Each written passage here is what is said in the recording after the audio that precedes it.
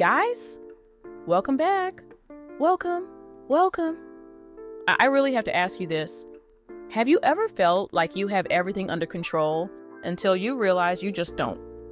You set boundaries, you pray, you fast, and you convince yourself that you are stronger than temptation. And then one moment, one slip, and suddenly everything shifts. Well, that moment came for me. And trust me, it hit me like a storm I wasn't prepared for. Listen up, family. Let me tell you something. The past few weeks have been overwhelming. It's like a whirlwind. Between school, my deepening relationship with God, and of course, whatever this was with Brother Kurt, the man who has so easily become a constant presence in my life. I was always careful around him, or at least I tried to be. There were times I caught myself looking at him a second too long. Times when my mind drifted to the what ifs, but I always snapped myself back to reality. I'm a Christian, he's a Christian, we know better than this. And so I buried myself in prayer. I filled my time with Bible study, trying to avoid entertaining thoughts that didn't align with my faith. But emotions, they don't care about rules. And as much as I tried to suppress them, the attraction was growing. One morning on campus, I was feeling accomplished. I had submitted an assignment early, was ahead of my readings, and for the first time in weeks, I felt on top of things. Then, I heard the whispers in the hallway. "Did you hear what happened to Marie?" Someone asked. "No, what?" "She passed away last night," she said. I stopped in my tracks. My heart dropped. Marie, my housemate, was gone? Just yesterday, we were in the kitchen laughing about something silly.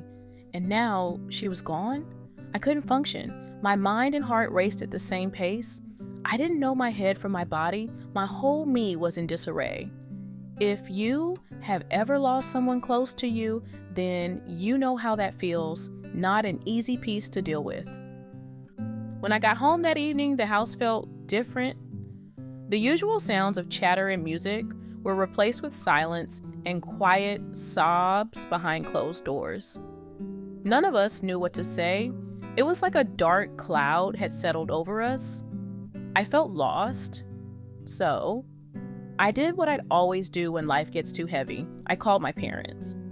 "Shoyin, I know it's hard, but keep your head in the books. You can't let this throw you off," my father said in his usual stern voice.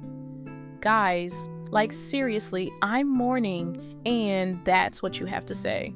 Will he ever understand how much stress he is putting me under to honor his requests all the time? Or am I missing something here? Unu, tell me I missed something, because why on earth I am never understood by my dad. Anyways, my mother was on the softer side, but still, there was an emotional distance. Just stay focused, baby. These things happen, but stay with God and don't let yourself get distracted.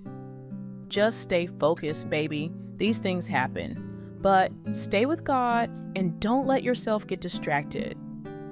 I hung up, feeling even more alone than before. I tried reaching out to my siblings who lived overseas. No answer. Whenever they call, we would chat, but in the spur of moments when I really need them, it's just always inconvenient. Can't blame them.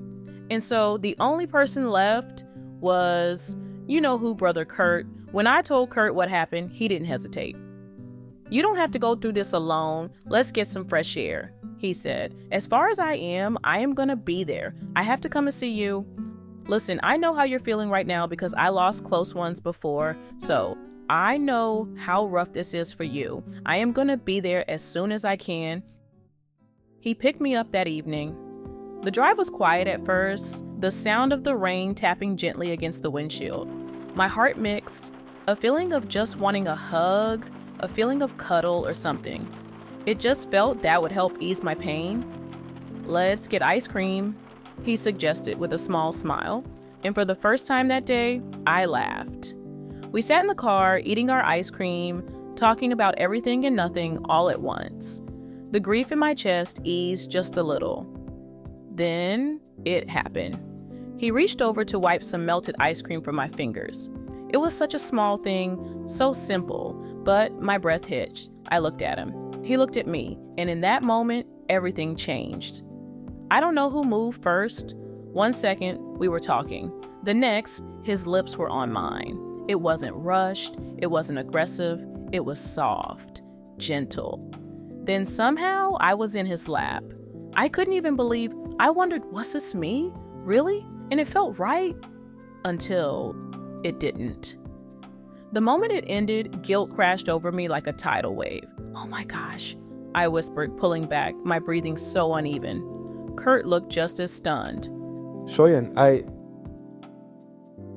No, I shook my head, scrambling for the door handle. I need to go. I practically ran into my house, slamming the door behind me. I fell to my knees and I cried. I had prayed so hard for God to keep me. I cried continuously, wishing I could fall asleep and everything would disappear. I had fought to maintain my purity, my boundaries, and just like that, I had crossed a line. That night, I couldn't sleep.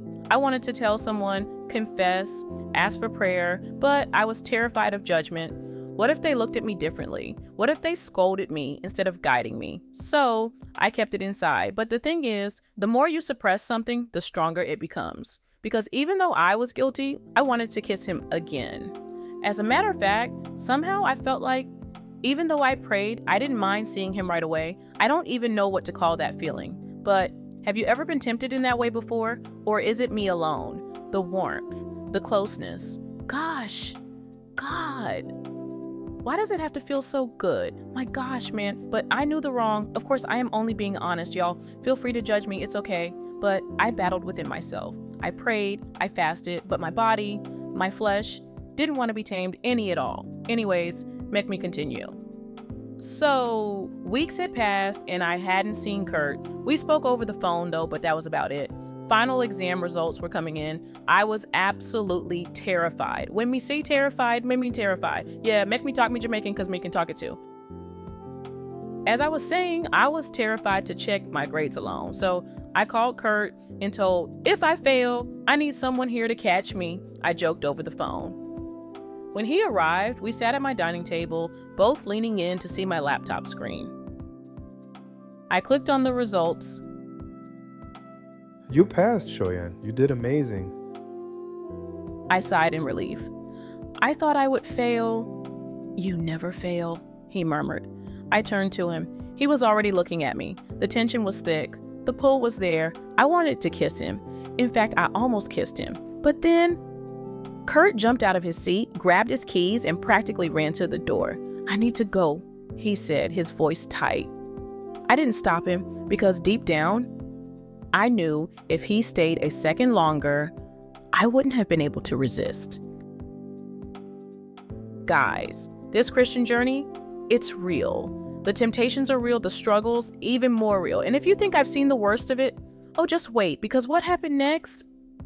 Whew. Let's just say, if you ever thought you were strong enough to handle temptation on your own, you might want to rethink that. Stay tuned. Thanks for watching, guys.